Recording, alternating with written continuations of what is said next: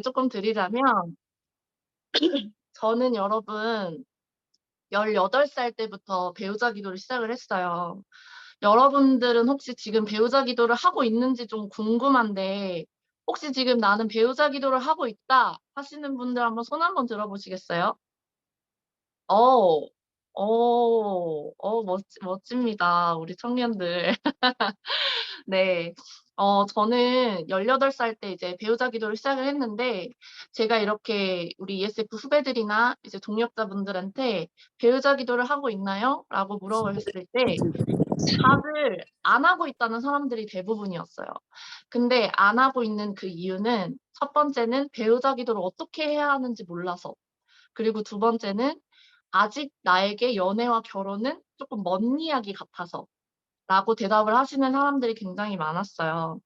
그래서 저는 여러분들에게 배우자 기도는 그럼 어떻게 하면 좋을까에 대해서 먼저 쪼끔 이야기를 나눠 보고 싶은데, 사실 여러분 배우자 기도는 저는 배우자 기도는 하나님한테 상의하는 과정이라고 생각을 해요. 어떻게 보면 하나님과 하는 연애 상담이라고 저는 생각을 하거든요. 배우자 기도라고 하면 여러분들이 너무 어렵게 생각하는 경우가 되게 많은데 저는 그냥 가볍게 '아 배우자 기도는 하나님과 내가 연애 상담을 하는 거구나.'라고 생각을 하고 그냥 하나님 앞에 편안하게 하는 기도가 됐으면 좋겠어요. 사실 제가 아까 처음에 시작할 때 연애라는 분야는 정답이 없다고 말했는데 사실 이 배우자 기도도 정답이 있는 건 아니거든요. 정답은 없는데 하지만 분명한 건 여러분들이 배우자 기도를 할 때 쪼끔 생각을 해 보셨으면 좋겠는 건 지금 내가 하고 있는 기도가 혹시나 나의 유익을 위한 것은 아닌지를 한번 점검을 해 보셨으면 좋겠어요, 지금 배우자 기도를 하고 있는 우리 청년들. 예를 들면 배우자 기도를 할 때 어떤 외적인 조건이나 어떤 사회적 지위나 명예 같은 것들을 내가 쪼끔 더 중점을 두고 기도하고 있지는 않은지 쪼끔 더 여러분들이 생각을 해 보고 확인을 해 보셨으면 좋겠어요. 저의 경우를 말씀을 드리면 저는 고등학교 때 어 짝사랑을 되게 심하게, 정말 심하게 알았던 경험에서부터 그 짝사랑의 실패의 경험에서부터 저는 배우자 기도를 시작을 했거든요. 그때 제가 좋아했던 오빠가 저보다 1살 많은 오빠였는데 그때 제가 좋아했던 오빠가 저한테 "너 교회 안 나가면 내가 너랑 사귀어 줄게." 이렇게 얘기하면 제가 진짜 교회를 안 나갈 수 있겠더라고요. 그때 저는 쪼끔 어 그 그 사람을 좋아했던 그 콩깍지가 벗겨지고 나서 '아 이 사람의 감정이 진짜 위험한 거구나.'라는 걸 그때 좀 되게 많이 느꼈던 것 같아요. 내가 내 스스로 내 감정을 어떻게 제어할 수 없고 이렇게 뭔가 내가 내 감정을 이렇게 주체할 수 없다라는 걸 그때 제가 처음 딱 느끼게 됐고 '아 내가 내 감정을 스스로 절제하지 못하면 나는 한 번의 실수로 평생 하나님을 떠나서 살 수도 있겠다.'라는 생각이 그때 들었던 것 같아요. 그래서 그때부터 저는 '배우자 기도를 해야겠다.'라고 생각을 했는데 처음에는 되게 막연했어요. 어떻게 배우자 기도를 해야 하는지도 몰라서.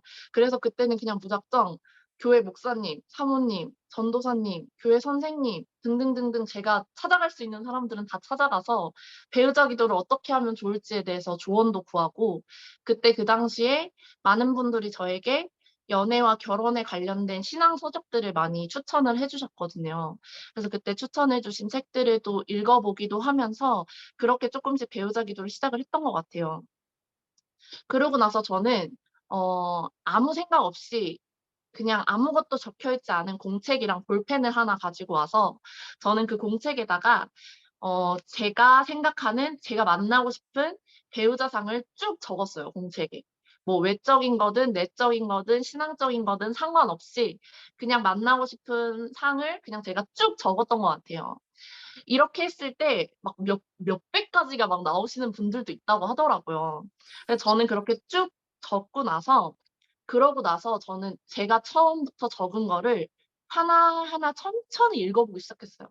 하나하나 천천히 읽으면서 정말 '내가 이 조건이 나에게 해당되지 않는다고 해서 내가 이 사람을 못 만날까?' 라는 질문들을 저에게 계속 던졌고, 정말 이 조건이 나에게 무조건 필요한 조건인가? 라는 질문을 계속 던졌던 것 같아요. 그래서 하나하나씩 그걸 읽으면서 그런 질문들을 계속 저한테 던지고 그 조건들을 하나하나씩 지워갔던 것 같아요. 처음부터 내가 올바른 배우자상을 막 생각해서 적으려고 하다 보면 그게 더 사실 막연하거든요. 그래서 처음에는 그냥 아무 생각 없이 적고 저는 그때부터 저에게 계속 질문하면서 기도하면서 그렇게 하나하나 목록들을 좀 지워갔던 것 같아요. 근데 제가 여러분 이제 여기 우리 리더들은 알 것 같은데 우리 신입생들은 제가 아직 만난 적이 없어 가지고 모를 수도 있는데 제가 키가 크잖아요, 여러분. 알고 있죠?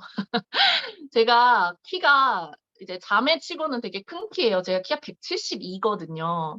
그래서 키가 되게 큰 편인데 저한테는 사실 쪼끔 부끄럽긴 한데 저는 신앙 다음으로 저한테 가장 필요한 조건이 키였어요, 키. 저는 키를 내려놓지를 못하겠더라고요. 그래서 이게 내가 키를 내려놔야 하나 내려놓지 말아야 하나 이 이 갈림길에서 제가 정말 힘들었던 기억이 있어요. 키를 놓고 기도를 하자니 제가 '너무 욕심을 부리는 것 같다.'라는 생각이 드는 거예요. 근데 제 주변에 정말 아쉽게도 키 큰 형제들이 많이 없었어요. 제 주변에 정말 형제님들한테 너무 죄송하지만 정말 저보다 다 키가 작은 형제님들밖에 없어 가지고 그래서 제가 어 그 당시 제가 이제 ESF에서도 저희 학생회 키가 큰 형제들이 이렇게 많지 않았거든요. 그래서 제가 그때 그것 때문에 되게 많이 힘들어했었거든요. 그래서 '키를 내가 정말 내려놔야 하는 건가? 하나님이 "너 그 큰 키의 형제 그 눈을 좀 낮춰. 그러면 내가 너한테 귀한 형제를 줄게."라고 말씀을 하시는 건가? 이런 생각 때문에 제가 막 엄청 괴로워하고 있는데 그때 저랑 같이 살고 있던 룸메들이 지금 이제 같은 학사님이신 이제 룸메들이 제가 이 부분에 대해서 힘들어하는 걸 알고 있었어요. 되게 괴로워하는 걸 알고 있었는데 그때는 제 룸메들이 저한테 그렇게 얘기를 하더라고요. "근데 그렇게까지 괴로워하면서 내려놓는 걸 하나님이 원하실까 과연?" 저한테 이런 얘기를 하더라고요. 그리고 "정말 하나님이 너한테 키를 보지 말라고 하신 거라면 네가 그 기도 제목을 내려놨을 때 너의 마음에 평안이 있어야 하지 않을까?" 저한테 이렇게 얘기를 하더라고요. 우리 하나님은 또 억지로 하게 하시는 분이 아니시기 때문에. 그래서 제가 그 말을 듣는데 되게 마음에 감동이 왔어요. 그래서 '아 그래. 믿음으로 한번 기도해 보자.'라는 자신감이 또 생겨 가지고 그때부터 이제 키를 놓고 또 하나님 앞에 기도를 또 다시 시작을 하게 됐었던 것 같아요. 근데 여러분 지금 저희 남편이 키가 몇인 줄 아세요? 저희 남편 키가 187 이에요. 예 되게 크죠?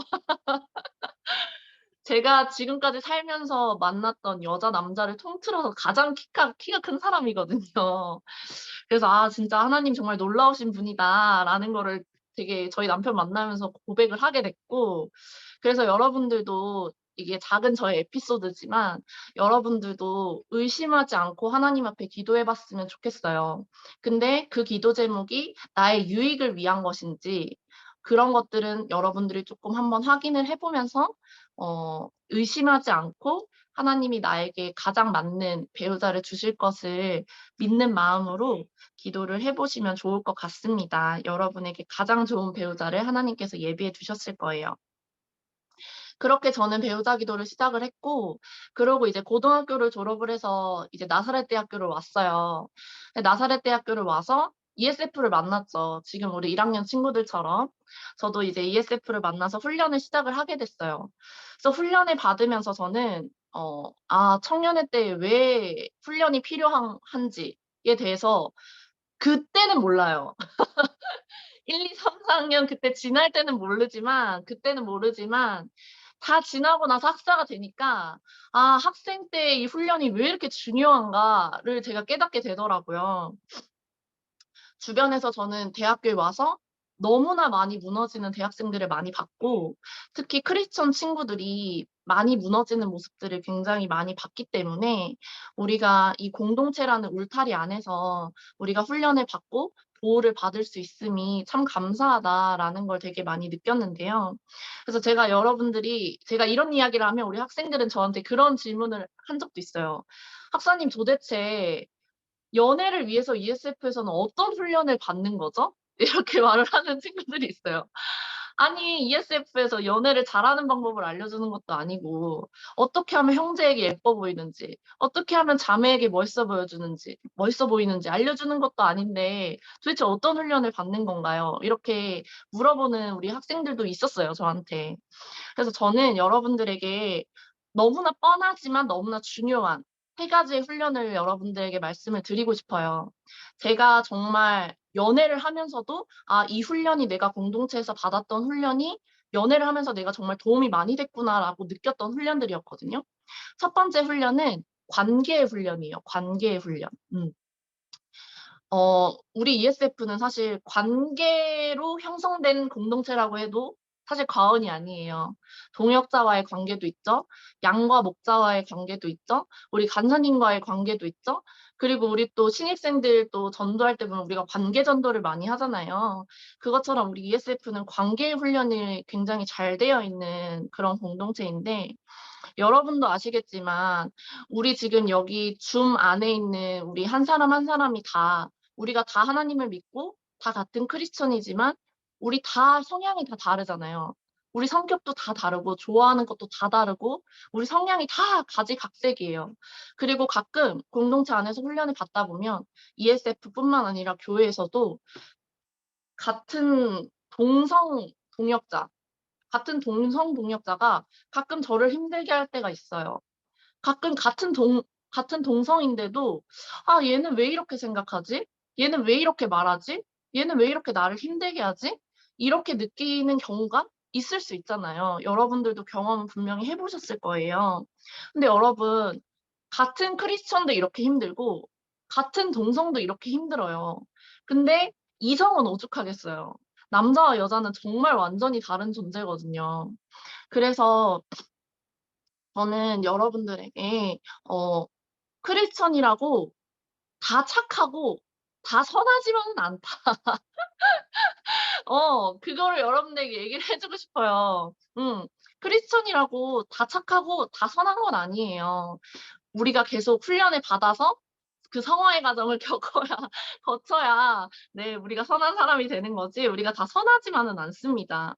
근데 세상 사람들은요 여러분 나를 좀 힘들게 하고 나한테 침을 뱉고 나한테 욕하고 그러면 그냥 안 보면 돼요.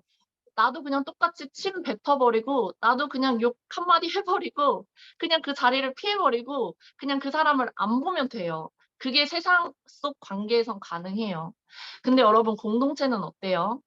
동역자가 나를 힘들게 하고 동역자가 나를 아프게 한다고 해서 내가 똑같이 그 동역자를 아프게 하고 내가 똑같이 그 동역자를 힘들게 할 수 있었나요? 여러분들의 지금까지의 관계를 봤을 때? 아니죠. 그 이유는요 여러분 공동체 안에서는 하나님이 우리에게 선물로 주신 양심을 우리가 활용하기 때문인 것 같아요.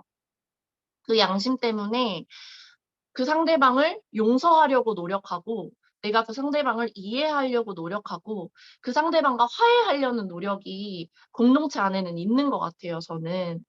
사실 믿음의 공동체 안에서도 교회 안에서도 ESF 안에서도 싸움이 존재하고 시기가 존재하고 미움이 존재하고 질투가 존재해요. 이런 여러 가지 안 좋은 마음들이 이 믿음의 공동체 안에서도 있는데 여러분 세상에 나가면 어떻겠어요? 직장에 가면 어떻겠어요? 세상 속 공동체에 가면 그것들은 정말 매일매일의 싸움이 되고 매일매일의 일상이 되거든요. 그래서 우리는 세상 속에서 너무나 연약한 존재이기 때문에 하나님이 우리에게 공동체를 허락하신 이유가 바로 거기에 있는 것 같아요.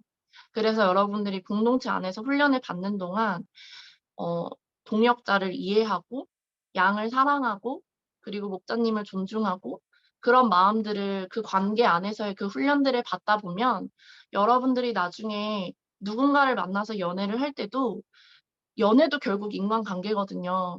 그래서 연애 안에서 그 사람을 배려하고 그 사람을 이해하고 그 사람이 나에게 쪼끔 싫은 행동을 했을 때 나도 똑같이 싫은 행동을 하는 게 아니라 그 사람과의 관계에 있어서 쪼끔 더 원활하게 풀어갈 수 있는 그런 훈련들이 이 공동체 안에 저는 있는 것 같아요. 그래서 여러분들이 저한테 주셨던 질문 중에 한 질문에 이런 게 있었어요. "학사님, 연애는 여러 번 해 보는 게 좋을까요?" 라는 질문이 있었어요. 근데 어 저는 이 질문에 사실 "여러 번 해 보세요."라고 말할 수는 없어요. 근데 그렇다고 여러분들에게 "한 명만 만나세요." 이렇게 말할 수도 없어요. 사실 이게 정답이 있는 건 아니지만 주변 사람들 중에 누군가가 여러분들에게 "남자는 많이 만나 봐야 돼. 여자는 많이 만나 봐야 돼." 이렇게 얘기했던 적이 있을 수 있을 것 같아요. 저는 이런 얘기 들어봤거든요. 저한테 "남자는 많이 만나 봐야 돼." 이렇게 얘기하셨던 분들이 있었어요. 근데 여러분 이게 만약에 사실이라면 한 명만 만나서 연애를 하고 결혼을 하는 사람들의 모든 연애와 결혼 생활은 그럼 힘들기만 하고 안 맞기만 하고 싸움만 있을까요? 그건 아니에요.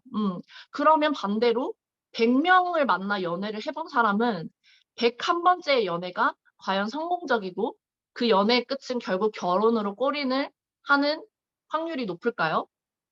저는 그것도 아니라고 생각을 해요. 우리는 모두 다 다른 사람이기 때문에 100 명을 만나도 그 100명 모두 다 다른 사람이에요. 그 100명 모두 다 다른 사람이고 그 각자의 어려움과 저는 힘듦이 있을 거라고 생각을 해요. 근데 여러분들에게 저는 말씀드리고 싶은 건 그렇다고 여러분들의 연애가 헤어짐으로 끝났다 해서 그 연애가 절대 실패는 아니라는 거. 그거는 여러분들에게 꼭 말씀드리고 싶어요. 어떤 친구들이 저한테 연애 상담을 할 때 그런 얘기를 많이 해요. "나는 이 사람하고 결혼을 할 줄 알고 연애를 시작했는데 이 사람이랑 연애를 하다가 헤어졌어. 나 되게 실패한 사람 같아." 이렇게 얘기하는 경우가 굉장히 많거든요. 특히 우리 크리스천 청년들은 그렇게 생각할 수밖에 없어요. 왜냐하면 우리 크리스천 친구들은 연애와 결혼을 따로 생각하지 않잖아요.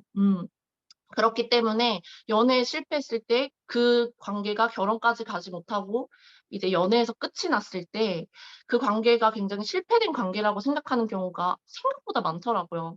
근데 여러분 저는 여러분이 꼭 그렇게 생각하지 않았으면 좋겠고 그 속에서 여러분들이 배울 점을 찾았으면 좋겠어요. 그 사람과의 연애와 그 사람과의 관계 속에서 나한테 배울 점은 뭐였는지, 그리고 다음에 내가 만날 사람, 다음의 연애를 위해서 자신만의 피드백이 이루어지면 저는 그 연애는 결코 실패한 연애가 아니라고 생각을 하거든요. 그래서 연애를 많이 한다고 "좋아요."라고 말할 수는 없지만 연애를 많이 하고 건강하게 여러분들이 그 속에서 피드백을 갖고 또 그 속에서 여러분들이 배울 점을 찾는다면 여러분들에게 도움이 될 수 있는 연애는 될 수 있다라는 걸 말씀을 드리고 싶습니다. 그래서 "연애는 여러 번 해 보는 게 좋을까요?" 라고 얘기했을 때 저는 X라고 말씀을 드리고 싶어요. 저는 아까 제가 18 살에 배우자 기도를 했다고 했잖아요. 배우자 기도를 시작하고 저는 연애를 한 번도 한 적이 없어요. 그리고 지금의 남편이 저의 첫 연애이자 네. 첫 연애이자 결혼으로 꼴이 난 사람입니다. 네. 그래서 저도 연애 경험이 많지 않아요, 여러분. 연애 경험이 많지 않아서 여러분들에게 "많이 만나 보세요."라고 말할 수 없어요. 저도 많이 만나 보지 않았기 때문에. 그렇지만 여러분들 많이 만난다고 해서 그럼 또 안 좋은 건가요? 이것도 아니라는 거예요. 그 속에서 여러분들이 많은 피드백을 스스로 잘 이루어지게 했으면 좋겠어요. 그럼 첫 번째 훈련이 이제 관계 훈련이었고 두 번째 훈련은 뭐냐? 두 번째 훈련은 기도의 훈련이에요. 너무나 당연한 거지만 쪼끔은 어렵죠, 이 기도라는 게. 여러분은 누가 만드셨죠? 네, 하나님이 만드셨어요. 그러면 내 미래의 배우자는 누가 만드셨죠? 하나님이 만드셨죠. 냉장고가 고장 났는데 여러분 세탁기를 만든 사람한테 냉장고를 가지고 가서 "이 냉장고가 왜 고장 났을까요?" 라고 물어보면 그 사람이 답을 줄 수 있을까요? 그 사람이 나의 냉장고를 고쳐줄 수 있을까요? 없죠. 나를 만드신 하나님 앞에 결국엔 기도하고 하나님 앞에 대화를 계속하지 않으면 나의 신앙은 좋다고 말할 수가 없는 것 같아요, 저는 사실. 우리의 이상형은 "여러분 이상형이 어떻게 되세요?"라고 물으면 대부분 우리 크리스천 청년들은 "아 신앙이 좀 좋았으면 좋겠고요. 아 기도 생활도 좀 열심히 했으면 좋겠고." 이제 이런 이야기들 신앙적인 것을 무조건 기본 베이스로 깔고 가잖아요. 근데 여러분, 내가 미래에 만나게 될 그 배우자도 누군가가 그 배우자에게 "어떤 사람 만나고 싶어요?"라고 물으면 똑같이 대답할 거예요. 내가 그런 사람을 만나고 싶다면 나도 그런 사람이 되어야 된다는 거죠. 그래서 준비된 사람을 만나고 싶다면 똑같이 '나도 준비가 되어야 한다.'라는 생각을 여러분들이 가지고 있었으면 좋겠고, 상대방을 위해서는 기도하지만 어떤 사람을 만나고 싶은지는 기도하지만 그 연애를 위해서 준비되어 가는 나를 위한 기도는 여러분들이 많이 하고 있나라는 걸 쪼끔 점검을 해 보셨으면 좋겠어요. 기도와 훈련은 누가 대신해 줄 수가 없어요. 내가 스스로 해야 하는 거고 내가 하나님 앞에 스스로 나아가야 하는 거예요. 하지만 처음부터 기도가 쉽진 않죠. ESF에서 우리 대표 기도 우리 학생들이 하잖아요. 대표 기도 처음 할 때 다들 기억나세요? 다들 내가 앞에 서서 대표 기도 처음 했을 때 얼마나 다들 떨리고 얼마나 어려웠어요. 그죠? 기도는 사실 쉽지 않아요. 누군가 앞에서 기도하는 것도 쉽지 않지만 나 혼자 하나님과의 대화하듯이 기도할 때도 사실 기도는 쉽지 않아요. 근데 우리 ESF엔 기도의 자리가 굉장히 많잖아요. 우리 아기도도 있고 우리 목요 예배 때도 기도하고 중보 기도의 밤도 있고 우리 나사렛 대학교는 아직 있는지 모르겠지만 별밤 기도회도 있고요. 공동체 안에서는 기도의 자리가 굉장히 많아요. 그래서 여러분들이 혼자 기도할 수 없고 혼자 기도하기 어려울 때 공동체를 활용을 했으면 좋겠어요. 공동체 기도의 자리에 나가서 동역자와 같이 손잡고 기도하고 그 공동체 안에서 같이 기도하는 그 훈련을 통해서 내가 내 스스로 하나님 앞에 나아갈 수 있는, 기도할 수 있는 그 훈련들을 여러분들이 스스로 그 자리를 통해서 만들었으면 좋겠어요. 그래서 결국 배우자를 만나는 길, 연애를 하는 그 과정, 결혼을 하는 그 모든 과정에는 여러분 기도가 있어야 하거든요. 그래서 여러분들이 기도의 훈련을 이 공동체 안에서 잘 받았으면 좋겠다라고 말씀을 드리고 싶어요. 그리고 세 번째는 인내의 훈련이에요. 음. 인내의 훈련. 어 이 인내는 여러분들에게 조급해하지 말자라는 걸 말씀드리고 싶어요. '나는 왜 지금 남자 친구가 없나? 나는 왜 여자 친구가 없나?' 저도 학생 때 우리 만수 목사님에게 귀찮게 항상 물어봤거든요. "목사님 왜 괜찮은 형제가 없나요? 왜 저는 4 학년인데 지금 누구를 아직 만나지 못하나요?" 주여. 이런 질문을 굉장히 많이 했어요. 네. 근데 여러분 조급해하지 않았으면 좋겠어요. 조급해하지 않았으면 좋겠고 '아 내가 지금 누군가를 아직 만나지 못하는 건 아직 때가 아니구나.'라고 생각을 했으면 좋겠고 '나에게 준비가 더 필요한가 보다.' 그냥 이렇게 인내하면서 여러분들이 지금 할 수 있는 훈련들에 집중했으면 좋겠어요. 나의 그 미래의 배우자 그리고 내가 나에게 주실 그 사람도 지금쯤 어딘가에서 정말 귀하게 훈련받고 있을 거예요. 그래서 '아 하나님이 우리가 아직 어 우리가 스스로 받아야 할 훈련들이 아직 준비가 안 됐나 보다.'라고 생각하면서 여러분들이 쪼끔 인내를 했으면 좋겠다. 사실 ESF는 저는 인내의 훈련이 굉장히 많이 되는 곳이라고 생각해요. 우리 1대1을 하면서 우리 양들을 만날 때 굉장히 인내가 필요하죠. 먼 캠퍼스에서 우리 회관까지 갈 때 정말 인내가 필요하죠. 과제가 있고 시험 기간이고 팀플이 있는데도 그걸 다 뿌리치고 회관으로 예배를 드리러 가야 할 때 그 마음이 얼마나 갈등이 많아요. 그런 것들을 억누르고 우리 열심히 가잖아요. 사실 이 준 리더 캠프도 리더를 사실 준비하는 자리고 우리 대학교도 취업을 어떻게 보면 준비하는 그런 자리잖아요. 그래서 어떤 준비를 위해서는 정말 시간과 배움과 기도가 필요할 수밖에 없는 것 같아요. 그래서 그건 연애도 마찬가지고 저는 결혼도 마찬가지라고 생각을 하거든요. 저희가 평균 90 살까지 산다고 쳤을 때 대학 4 년은 정말 정말 너무너무 짧은 시간이기 때문에 평생을 함께할 사람을 위해서는 적어도 여러분들이 '이 4 년은 준비해야 하지 않을까.'라는 생각이 듭니다. 우리 성경에서도 사랑은 오래 참음이라고 하잖아요. 우리 쪼끔만 오래 참고 견뎌 봅시다. 여러분들이 주신 질문에 또 이런 질문이 있었어요. "왜 도대체 ESF 동아리는 연애를 자제하자고 하나요?" 이런 질문이 있었어요. 궁금하죠. 저도 엄청 궁금했어요, 학생 때. '도대체 왜 못하게 하는 거야? 왜 자제하는 거야?' 이런 생각을 되게 많이 했었는데 결국 여러분 제가 지금까지 쭉 말씀드린 것처럼 결국 여러분들이 더 나은 연애와 더 나은 결혼을 위해 준비하는 과정이라고 생각하셨으면 좋겠어요. 그저 '아 왜 못하게 해? 왜 자제하라고 해?' 이거에 집중하다 보면 불만만 가득해지고 어려움만 가득해져요. 그래서 그냥 여러분들이 '아 내가 쪼끔 더 사회에 나가서 더 나은 연애를 하고 더 나은 누군가를 만나고 더 나은 결혼을 하기 위해서 나는 지금 준비하고 있구나.'라는 그 과정이라고 여러분들이 생각을 했으면 좋겠고요. 결국 간사님들이 뭐 연애 여러분들이 연애를 안 한다고 해서 간사님들한테 뭐 좋은 이득이 있겠습니까? 절대 없어요. 다 여러분들을 위한 거거든요. 결국엔 우리 그리고 나 자신을 위한 거라는 걸 말씀을 드리고 싶고요. 대학생은 정말 너무나 무너지기 쉬운 환경에 노출이 되어 있어요. 여러분도 아시다시피. 이때 하나님 앞에 바로 서지 않으면 사회에 나가서는 더 무너지기 쉬워요. 지금 이 대학 시절에 술자리를 뿌리치지 못하면 여러분 직장 생활에서의 술자리는 더 뿌리치지 못해요. 작은 예로. 그런 것처럼 여러분들이 연애는 결국엔 결혼을 준비하는 과정이기 때문에 결혼은 저는 작은 교회를 세우는 일이라고 생각을 하거든요. 정말 작은 하나님의 나라를 세우는 일이라고 생각을 해요. 창세기에서도 하나님이 결혼을 통해서 가장 먼저 공동체를 이루셨잖아요. 아무나 하고 아무런 준비 없이 하나님 나라를 그리고 하나님 교회를 여러분 세울 수 있겠어요? 없겠죠. 그래서 4 년은 정말 짧은 시간임을 여러분들이 기억하고 이 시간 동안 내가 더 나은 연애와 결혼을 위해서 준비되어지는 과정이라고 생각을 하고 인내했으면 좋겠습니다. 열심히 훈련을 받았으면 좋겠어요.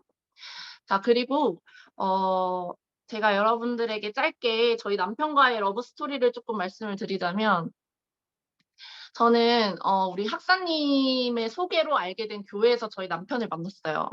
제가 이제 교회를 옮기게 되는 상황 속에서 교회에 대해 고민을 굉장히 많이 하고 있었는데 그때 이제 학사님이 먼저 다니시던 교회가 있어서 이제 저한테 소개를 해 주셔 가지고 "우리 교회 한번 같이 가 보자." 이렇게 소개를 해 주셔서 그 교회를 갔는데 그 교회가 굉장히 너무 좋은 거예요. 거기 이제 목사님 사모님도 특히 이 결혼 그리고 가정 사역 이런 거에 대해서 굉장히 남다른 애정이 있으신 분들이었어요. 근데 그런 목사님 사모님의 아들이었어요, 저희 남편이. 그래서 '아 이런 분들 밑에서 자란 형제라면 어떤 사람일까?'라는 생각을 하게 되면서 저도 쪼끔씩 저희 남편이 눈에 들어왔던 것 같아요. 그래서 교회를 다니면서 6 개월간은 그냥 교회 오빠 동생으로 지내면서 이제 청년부 안에서 같이 교제도 하고 그렇게 좀 교회 동생 오빠로서 사람으로서 사람 대 사람으로서 좀 알아가는 시간을 가졌던 것 같고요. 그렇게 공동체 안에서 어 제가 여러분들에게 말씀드렸던 그 훈련들이 학사가 돼서도 교회 안에서도 똑같이 훈련이 이루어지더라고요.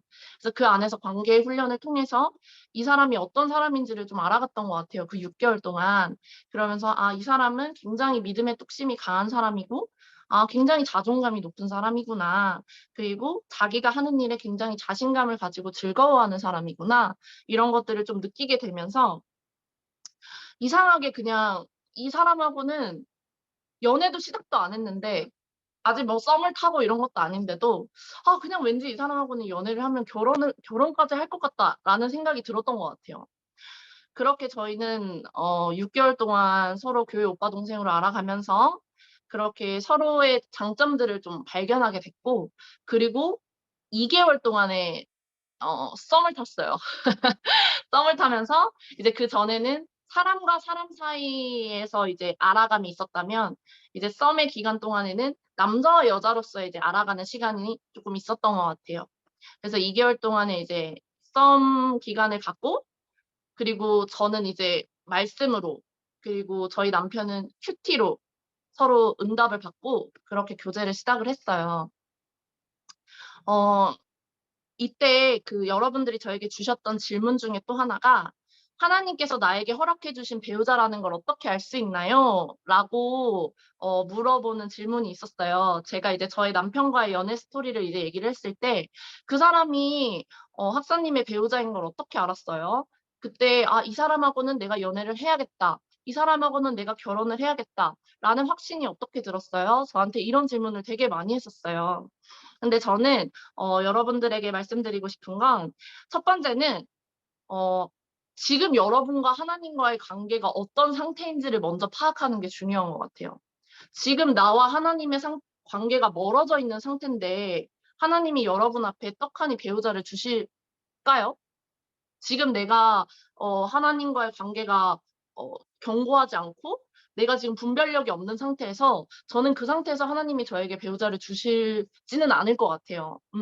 그래서 여러분들이 먼저 여러분과의 지금 하나님과의 관계가 어떤 상태인지를 쪼끔 더 확인을 해 봤으면 좋겠어요. 그때 여러분들이 더욱더 분별력 있게 그 상대방을 알아볼 수 있는 것 같아요. 그리고 두 번째는 이거는 저희 교회에서 결혼 예비 학교라고 이제 결혼을 앞둔 예비 커플들, 예비 부부들을 위한 프로그램이 있는데 그 프로그램을 진행하셨던 이제 저희 교회 사모님께서 해 주신 말씀이에요.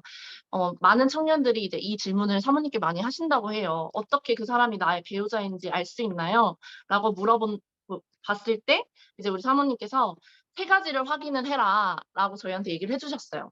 첫 번째는 상대방으로 인해서 내가 하나님과 더 가까워지고 있는가를 확인을 했으면 좋겠고, 두 번째는 상대방으로 인해 나의 자존감이 높아지고 있는가, 그리고 세 번째는 상대방에게 육체적 끌림이 있는가, 이 세 가지를 확인을 해 보라고 하셨거든요.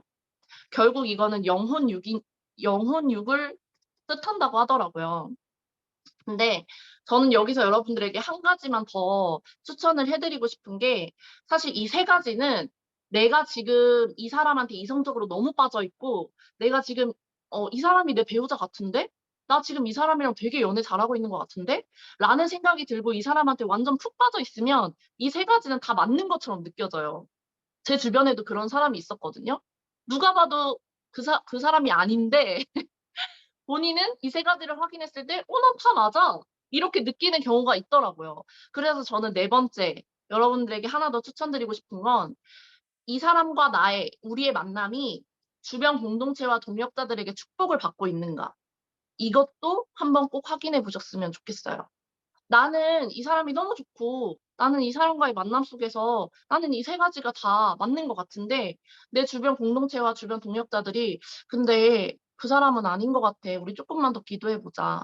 그 사람은 뭔가 쪼끔 너와 맞지 않은 것 같아. 우리 쪼끔만 더 생각해 보자."라고 여러분들 만류한다면 정말 브레이크를 한번 잡고 기도해 보셔야 되는 문제인 것 같아요. 확인해 보셔야 되는 문제인 것 같습니다. 음. 그래서 요 네 가지를 여러분들이 배우자를 분별할 때 쪼끔 확인해 보셨으면 좋겠고요. 어 제가 연애를 하면서 여러분들에게 몇 가지 말씀드리고 싶은 건, 연애를 할 때 여러분 과거의 어떤 나의 그런 과거의 연애사 있잖아요. 내가 누구를 만났었고 내가 누구랑 연애를 했었고 내가 누구랑 어떻게 이별을 했고 이런 과거 연애사를 결혼을 하게 될 사람하고는 꼭 나누셨으면 좋겠어요. 굳이 왜 그 과거를 꺼내서 "왜 서로 질투를 하고 왜 서로 싸움을 일으키죠?" 라고 말하시는 분들도 있어요. 근데 이 과정에서는 여러분 질투가 꼭 배제가 되셔야 돼요. 질투가 있으면 이 과정은 이루어질 수 없어요.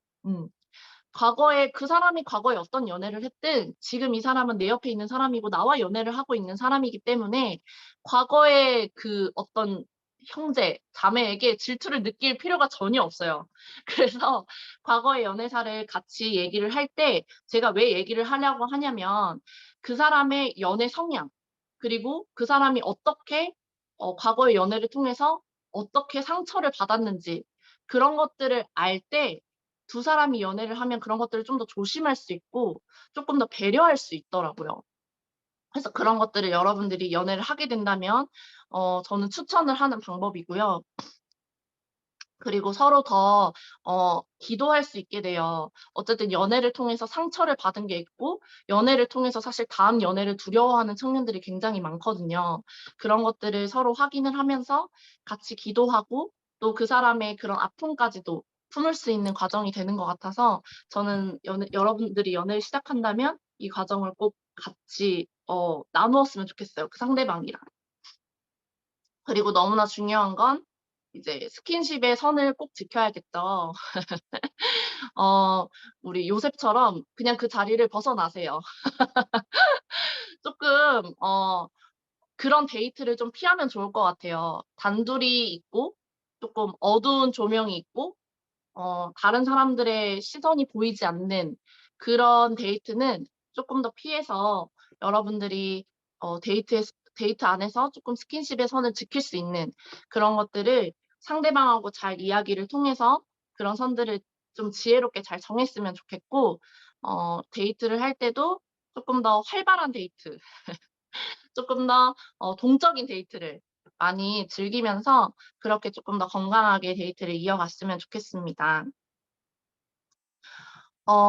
이제 마무리를 하자면 어떤 기도도 준비도 훈련도 없이 소울메이트 같은 사람을 좋은 사람을 만나서 싸우지도 않고 행복하게 살아가길 바라는 건 전 욕심이라고 생각을 해요.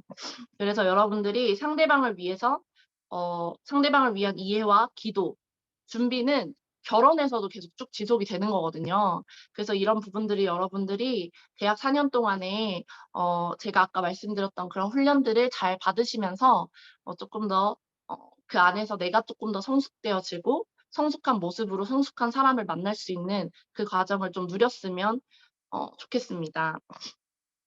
제가 사실 준비한 분량이 훨씬 더 많은데 지금 좀 중간중간 많이 잘랐어요.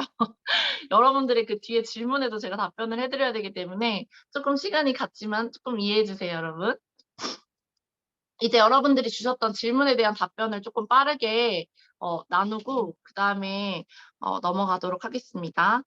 어 첫 번째 질문에는 "연애와 결혼의 차이점은 무엇인가요?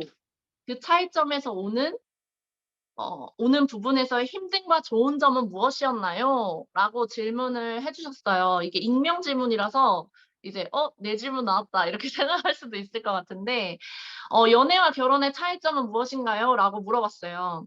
연애는요 여러분 저는 딱 한 문장으로 말하면 연애는 옷을 입고 만나는 사이, 결혼은 옷을 벗고 만나는 사이라고 말씀을 드리고 싶어요. 이 말에는 굉장히 많은 의미가 담겨 있는데요. 첫 번째는 연애는 나의 허물을 옷으로 가릴 수 있지만 결혼은 나의 허물까지 다 보일 수밖에 없는 관계예요.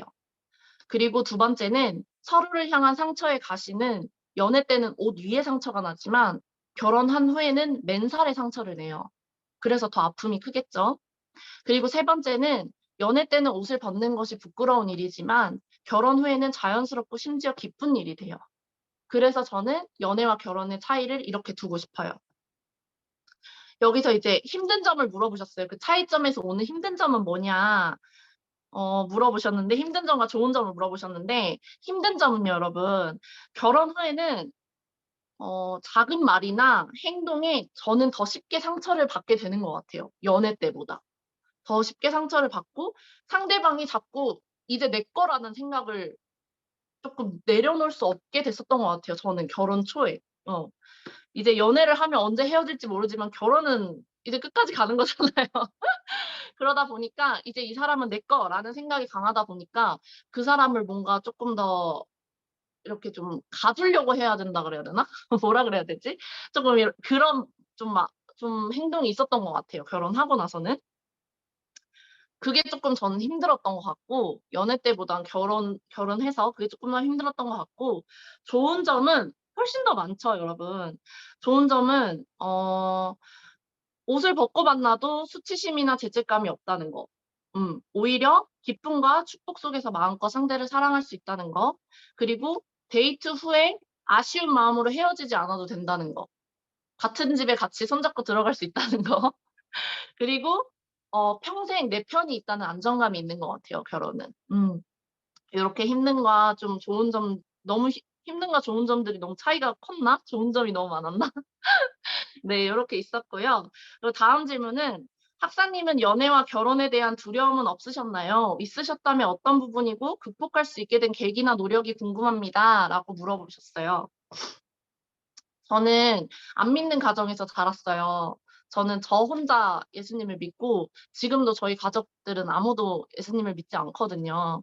그래서 거기서 오는 사실 많은 핍박과 좀 고난이 있었어요, 어릴 때부터. 그러다 보니까 저의 첫 번째 두려움은 '절대 나와 같은 가정은 만들고 싶지 않다.'라는 두려움이 가장 컸던 것 같아요. 그래서 이걸 극복할 수 있었던 건 그래서 더 배우자 기도를 간절하게 더 철저하게 했던 것 같고 어 그래서 정말 제가 더 좋은 사람이 되기 위해서 노력을 하려고 했던 것 같아요.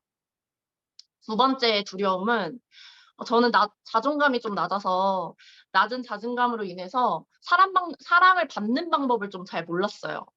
공동체 안에서 양들에게 사랑을 주고 동역자들에게 사랑을 주는 건 어떻게 좀 훈련이 돼서 사랑을 주는 건 좀 됐는데 사랑을 받는 게 저는 쪼끔 어려웠어요. 그게 연애를 하면서도 좀 그랬던 것 같아요. 그래서 저는 이걸 극복하기 위해서는 공동체 안에서 저는 주는 사랑을 누리기 위해서 굉장히 노력을 많이 했어요. 그래서 누가 저한테 칭찬의 말을 해 주면 그걸 쪼끔 긍정적으로 좀 답해 주려고 예전에는 뭐 "테리마 너 되게 예쁘다." 이렇게 얘기하면 "아니야. 무슨 소리야." 막 이렇게 대답을 했었다면 '아 그래. 이런 것들을 좀 잘 받아보자. 나에게 주는 이 사랑들을 좀 잘 받아보자.'라는 생각이 들기 시작하면서 체리마 너 되게 예쁘다." 하면은 진짜 너무 고마워. 근데 너도 정말 예뻐." 이렇게 대답을 좀 긍정적으로 바꿔보는 그런 연습들을 좀 많이 했던 것 같고요. 그리고 세 번째 두려움은 저는 결혼으로 인한 가정과 가정의 연합이 좀 두려웠어요. 저는 안 믿는 가정이었고 저희 남편은 목회자 가정이었기 때문에 그 두 집안이 만나는 거에 대한 두려움이 굉장히 컸어요. 그래서 이걸 좀 극복하기 위해서는 남편과 정말 많은 대화를 했어요. 정말, 정말 많이 대화를 많이 했고 그리고 때로는 어 저희 부모님한테 이제 어떤 이런 목회자 가정의 아들을 만나는 그런 과정들을 제가 부모님들을 설득해야 하고 제가 부모님들 앞에 뭔가 서서 이야기를 하려고 할 때 두려움이 생기잖아요. 그럴 때 그냥 저도 가끔 그냥 남편 뒤에 숨어 버리기도 했어요. 어 그렇게 좀 극복을 했던 것 같아요. 그전에는 자꾸 "우리 부모님은 내가 알아서 할게. 남편 보고 자꾸 내 뒤에 숨어." 이렇게 얘기를 했었는데 그게 제가 너무 힘들더라고요. 그래서 가끔 그냥 남편 뒤에 숨어서 남편이 설득하고 남편이 얘기하는 걸 뒤에서 그냥 기도로 지켜보기도 하고 그러면서 그렇게 남편하고 좀 같이 그 과정을 좀 잘 이겨냈던 것 같아요. 그리고 다음 질문은 "연애를 하는 것에 있어서 스스로 준비가 됐다."라고 확신이 들었을 때 만난다고 생각해요. "혹시 그 준비에는 어떤 부분들이 있는 건가요?" 라고 질문을 해 주셨어요. 저는 '준비가 됐다.'라기보다는 '다음 단계로 나아갈 준비가 됐다.'라고 말씀을 드리고 싶어요. 이제 뭐 연애를 준비하고 연애를 하고 결혼을 준비하고 결혼을 하고 이게 모든 과정이 또 준비가 필요하다 보니까 '준비가 됐다.'라기보다는 다음 단계로 나아갈 준비가 됐는지를 확인해 보는 게 좋은 것 같은데 어떤 준비가 있냐. 첫 번째로 저는 연애를 하기 전에 저는 제 안에 쪼끔 상처들이나 쓴뿌리들을 하나님 앞에 좀 먼저 해결하기 위해서 노력을 굉장히 많이 했던 것 같고요. 그리고 두 번째는 '나는 지금 누군가를 만날 준비가 돼 있나? 내가 지금 직장에 어려움은 없나? 내가 지금 물질에 어려움은 없나?' 좀 내가 처한 상황들을 좀 살펴보면서 내가 지금 누군가를 만날 준비가 되어 있는지를 좀 먼저 확인을 해 봤던 것 같고 그리고 여러분들에게 아까 제가 위에서 말씀드린 그런 훈련들, 그런 훈련들을 잘 받고 그리고 또 나 자신을 좀 먼저 사랑하고 그리고 그 사람이나 그 관계보다 어떤 예배나 훈련의 자리가 먼저가 되는지 내가 그런 것들을 좀 '내가 준비가 됐나?' 확인을 했었던 것 같아요. 그리고 내가 지금 연애를 하고 결혼을 하기에 내가 재정적인 준비가 됐나? 그리고 '내가 하고 있는 일에 내가 지금 적응이 됐나?' 라는 것들을 좀 여러분들이 체크를 해 보셨으면 좋겠어요. 내가 직장 생활 1년 차인데 내가 지금 직장에 적응이 하나도 안 됐는데 내가 연애한다고 거기에 푹 빠져서 내가 직장 생활을 제대로 못하고 내가 직장 사람들한테 맨날 혼나고 이러면 여러분 내가 스스로 지금 연애할 준비가 됐다라고 말할 수가 없잖아요. 그래서 그런 부분들을 좀 같이 체크하면 좋을 것 같다라는 생각이 들어요. 상상했던 결혼 생활과 실제 결혼 생활 사이에 가장 크게 느껴진 괴리감은 뭔가요? 이게 제일 어려웠어요, 저는 이 질문이. 괴리감이란 단어가 좀 어려웠는데, 괴리감이라기보다는, 조금 제가 생각했을 때 좀 달랐던 건, 물질적인 독립이 아마 조금 어려웠던 것 같아요. 이제 결혼을 하기 전에는 그래도 부모님이 좀 어느 정도 물질적으로 그래도 좀 도와주시는 부분들이 있었는데, 결혼을 하고 나면 이제는 남편과 나의 물질로 이제 완전히 부모님과의 독립이 돼서 이제 물질적인 그 독립 그 안에서 좀 저희가 좀 지혜롭게 물질을 사용하고 좀 그렇게 물질적인 독립이 조금 어려웠던 것 같아요. 조금 달랐던 것 같다. 내가 상상했던 결혼 생활과는 조금 현실적인 문제에 좀 부딪힐 때 그럴 때 조금 달랐던 것 같다. 그리고 나머지 하나는 제가 지금 임신을 준비를 하고 있어요. 제가 지금 임신을 준비를 하고 있는데 임신 준비를 하면서 아 저는 결혼을 하면 그냥 아기가 뾰로롱 이렇게 생기는 줄 알았는데 그게 아니더라고요. 그래서 '아 하나님이 이 생명은 정말 하나님한테 있다.'라는 걸 요즘 되게 느끼면서 되게 기도를 많이 하고 있는데 그런 건강 문제들 그리고 또 저희 남편이 얼마 전에 또 허리 디스크가 좀 안 좋아 가지고 수술을 받았어요. 그래서 그런 것들 내가 상상했던 결혼은 아무도 아프지 않고 그저 행복하게 우리가 계획한 대로 잘 살아갈 수 있을 줄 알았는데 실제 결혼 생활은 그렇지 않다라는 거를 네 말씀을 드리고 싶고 저의 결혼관은 사랑하는 사람이 있어도 재정적으로 준비가 되었을 때 결혼할 수 있다고 생각해요. 실제로 이 부분이 결혼할 때나 결혼 후에 크게 영향을 미치나요? 물론이죠, 여러분. 재정적으로 준비가 되어 있어야죠. 이제 결혼은 정말 현실이고요. 내가 준비가 돼 있다고 해도 사실 재정적인 준비가 돼 있지 않으면 결혼이 조금 어려워요. 그래서 재정적인 준비는 정말 중요한 것 같고 이 부분이 결혼할 때나 결혼 후에 어떻게 영향을 미치나요? 이제는 완전히 제가 아까도 말씀드렸듯이 재정적인 독립은 이제 부모님을 떠나서 완전히 우리 둘이 이루는 독립이기 때문에 결혼 후에는 내 돈, 네 돈이 아니라 정말 이제 우리의 돈이 되는 거거든요. 그래서 지혜롭게 관리하고 사용하는 게 너무너무 중요한 것 같아요. 그래서 결혼 전 하나님 앞에 좀 스스로 재정적인 부분이 여러분들이 지금 자유롭지 못하다면 결혼 후에는 조금 더 힘든 것 같아요. 그래서 결혼 전에 여러분들이 하나님 앞에 내는 성경금 그리고 11조 그런 헌금 생활들 하나님 앞에 좀 재정적인 것들이 여러분들이 좀 자유해질 수 있도록 먼저 준비가 되는 과정이 좀 필요할 것 같습니다. 음. 두 가지 남았어요. "학사님은 학생 시절 때 연애하고 싶은 마음을 어떻게 견디셨나요?" 이렇게 물어보셨어요. 네. 아까도 말했듯이 저도 힘들었습니다. 저도 굉장히 힘들었고요. 어 저는 최대한 여러분들에게 말씀드리고 싶은 건 외로움을 느낄 만한 상황을 만들지 마세요. 예를 들어서 저는 아까도 말씀드렸듯이 저는 동력자들하고 계속 룸메이트로 지냈어요. 저는 학생 때 한 번도 혼자 산 적이 없어요. 저는 계속 룸메이트들이 있었고 그렇게 좀 마음이 힘들고 좀 공허할 때 그렇게 동역자들을 많이 찾았던 것 같아요. 동역자들이랑 많이 대화하고 동역자들이랑 많이 놀고 좀 이렇게 '내가 외롭다.'라는 마음을 느낄 만한 상황을 최대한 만들지 않으려고 노력을 했던 것 같고요. 그리고 내가 아직 준비가 되지 않았다는 거를 매일매일 하나님 앞에 고백했어요. "그래 하나님 저 아직 준비 안 됐어요. 저는 아직 하나님 앞에 제가 스스로 준비가 되지 않았다고 생각해요." 라는 마음들을 계속 고백했고 그리고 준비됐다고 생각하는 그런 마음들이 들 때마다 그런 교만한 마음을 가라앉히기 위해서 굉장히 노력을 많이 했던 것 같아요. 그래서 하나님께서 나에게 딱 맞는 배우자를 하셨을 거야. 그래, 하나님은 나한테 준비시켜 주셨을 거야. 라는 마음을 계속 전적으로 신뢰하고 조금 기대하려고 마음을 많이 먹었던 것 같습니다. 어렵죠, 여러분. 지금 얼마나 연애하고 싶어요. 어렵죠. 근데 지금 이 4년 정말 금방 지나가고요. 나중에는 여러분들이 나는 왜 도대체 준비가 이제 다 됐는데 왜 안 생기는 거야? 이런 고민을 할 때가 이런 고민을 할 때가 와요. 그런 고민하기 전에 지금 이 시간을 그냥 여러분들의 시간으로 좀 많이 누렸으면 좋겠어요. 그런 것들에 마음 뺏기지 않고 여러분들을 위한 시간으로 쪼끔 준비를 했으면 좋겠고, 마지막 질문은 한 친구의 고민 상담이에요. 한 친구의 고민 상담이라 제가 이거를 이제 드려도 되나 싶지만 어쨌든 익명이기 때문에 말씀 한번 드려 볼게요. "학사님, 저랑 상대방은 서로 너무 좋아하는 사이인데 연애를 한다면 제가 하나님 앞에 제대로 서지 못할 것 같아서 연애를 안 하고 있어요. 저랑 그 상대방도 결혼을 전제로 연애를 한다는 마인드를 가진 사람입니다. 근데 제가 그 사람이랑 같이 있을 때면 저도 모르게 좋아하는 마음이 제어가 안 돼서 연애하는 사람처럼 행동하고 싶어질 때가 많아요. 이런 부분을 제어하고 싶은데 잘 안 되더라고요. 이럴 때는 어떻게 해야 되나요? 그 사람과 아예 만나지 말아야 하나요?" 라는 질문을 해 주셨어요. 어떤 친구인지 굉장히 궁금해요. 저한테 따로 연락 주세요.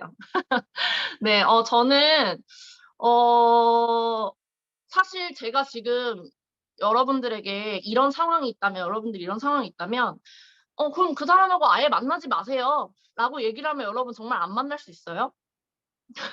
어떻게든 만나겠죠. 어떻게든 뒤에 가서도 어떻게든 만날 거예요. 그죠? 어떻게든 만납니다. 그래서 특히 한 공동체에 있는 사람이라면 안 만나기 쉽지 않아요. 그래서 이럴 때는 제가 어떻게 여러분들에게 말씀드리고 싶냐면, 좋아하는 마음이 크면 그 사람한테 자꾸 눈이 가고 보고 싶은 마음이 생길 수밖에 없어요. 이런 경우에는 간사님들을 활용하세요, 여러분. 이런 경우에 우리 만수 목자님, 화빈 목자님에게 이런 상황들을 털어놓고, 네, 이분들을 활용하세요. 간사님들을 잘 활용을 했으면 좋겠고요. 도움을 좀 요청을 했으면 좋겠고요. 이렇게 정말 믿을 만한 믿음의 선배, 그리고 동역자, 이런 중간다리의 역할을 해줄 수 있는 사람을 여러분들이 좀 찾았으면 좋겠어요. 이런 어려운 상황이 있을 때. 그때 나의 행동이 훨씬 더 많이 절제되고 좀 멈출 수 있는 브레이크 역할을 할 수 있거든요. 그래서 여러분들이 이런 좀 공동체 안에 좋아하는 사람이 생겼다, 공동체 안에 누군가 어 고백을 받았다, 뭐 이런 상황이 생긴다면 여러분들이 그 안에서 해결하려고 하지 말고 어 믿음의 선배들, 우리 간사님들을 조금 더 활용을 해서 도움을 받았으면 좋겠다라고 말씀을 드리고 싶어요. 나와 상대방이 준비가 될 때까지 인내하면서 좀 서로의 훈련에 집중을 했으면 좋겠고, 만약에 그 상대방이 정말 나를 좋아하는 사람이라면, 정말 방금 이 친구가 말했던 것처럼 나와 정말 결혼을 꿈꾸는 성숙한 사람이라면 이 정도는 기쁘게 승낙해 줄 수 있을 거라고 저는 생각을 해요. 만약에 내가 "우리 지금은 쪼끔 더 훈련에 집중하자. 우리 서로 너무 좋아하지만 우리 지금은 쪼끔 더 훈련에 집중하고 우리 나중에 건강하게 만나자."라고 얘기를 했을 때 그 상대방이 화를 낸다, 그러면 그 만남은 한번 생각을 해 봐야겠죠. 근데 그 사람이 나를 정말 좋아하고 그 사람도 나를 위해 정말 기도하는 사람이라면 내가 그렇게 말했을 때 너무 좋다. 너무 좋은 생각이다." 이렇게 기쁘게 승낙을 해줄 수 있을 거라고 저는 생각을 합니다. 네. 이렇게 여러분들이 주신 질문이 다 끝이 났어요. 네. 어떻게 좀 궁금증이 좀 해결이 되셨나요? 쪼끔 시간이 길어졌는데 제가 얼마 전에 너무 감사한 기회로 학사 수양에서도 제가 데이트와 결혼 준비라는 주제로 제가 강의를 하게 됐었어요. 이제 근데 그때 하빈 간사님이 저한테 오셔 가지고 학사님, 그러면 이번 학사 수양에서 하신 강의와 우리 준 리더 캠프에서 하실 강의의 내용이 똑같나요?" 이렇게 물어보시더라고요. 그래서 제가 "아니요. 완전히 달라요." 제가 이렇게 대답을 했거든요. 여러분들이 저와 같은 학사가 되고, 그리고 또 이제 우리 4 학년들, 여기는 지금 1 학년 친구들이 있어서 제가 쪼끔 더 우리가 인내하면서 받아야 될 훈련들에 좀 집중해서 얘기를 했었는데, 우리 4 학년들이 또 모여 있고 우리 예비 학사들이 모여 있고 우리 학사님들이 모여 계신 곳에서는 제가 "어떻게 좋아하는 사람이 생기면 어떻게 행동해라." 이렇게 아예 얘기를 하거든요. 그래서 그런 부분들이 또 궁금하시면 우리 4 학년 친구들은 저한테 따로 연락을 주시고요. 그래서 나중에 쪼끔 더 이런 또 기회가 되면 제가 쪼끔 더 디테일한 부분들을 여러분들에게 또 얘기할 수 있는 시간이, 네, 있었으면 좋겠습니다. 오늘 제가 시간을 쪼끔 쫓기듯이 얘기해서 좀 두서없이 얘기한 부분들도 있는데 네 좀 들으시면서 조금 궁금했던 부분이나 좀 어려웠던 부분들은 나중에 저에게 따로 질문을 해 주시면 제가 또 성실하게 답변을 해 드리도록 하겠습니다. 네 오늘 저희 강의는 여기까지고요. 제가 마무리 기도하고 마치도록 하겠습니다. 사랑이 많으신 아버지 하나님 감사합니다. 우리가 정말 이 대학 4 년의 이 시간 동안 건강한 연애와 또 건강한 결혼을 위해서 우리가 어떻게 준비가 되어야 하는지 또 이 강의를 통해서 알게 하심에 주님 감사합니다. 주님 이 시간을 그저 우리가 조급해하는 시간이 아니라 정말 우리가 하나님 앞에 조금 더 가까워지고 우리 스스로 하나님 앞에 조금 더 성숙되어지는 시간이 될 수 있도록 주님께서 우리의 이 4 년의 시간 동안 함께하여 주시옵소서. 주님 이 훈련들 가운데 정말 하나님의 인도하심으로 우리가 그 훈련들에 성실하게 참여하고 또 그렇게 우리가 또 멋진 학사가 되어가는 그 길을 잘 걸어갈 수 있도록 우리 학생들을 주님 축복하여 주시옵소서. 감사드리며 사랑이 많으신 예수님의 이름으로 기도드렸습니다. 아멘. 감사합니다, 여러분. 감사합니다.